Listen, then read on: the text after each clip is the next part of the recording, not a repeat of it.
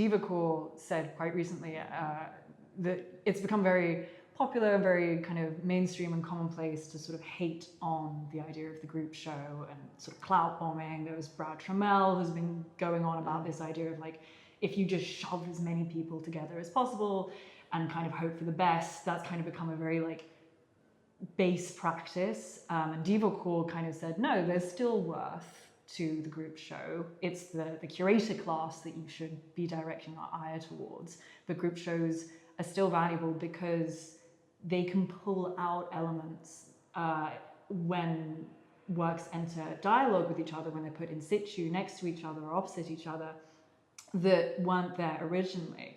I was wondering, A, what you thought about that, about the idea of the group show being in one, and whether there are things in your work that are being pulled out by being put in situ with some really, really fantastic other works here that wouldn't have been there if it wasn't in a group show, if it was just a solo.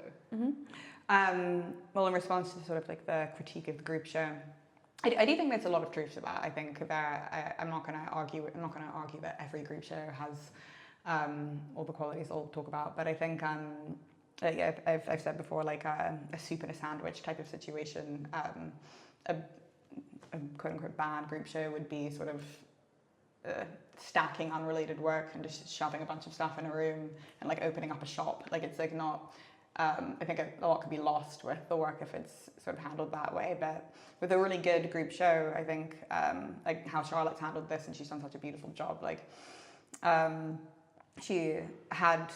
I mean, I'm not a curator, so I don't know the order of operation here. But the final product is like a very beautifully like hand-selected group of work that.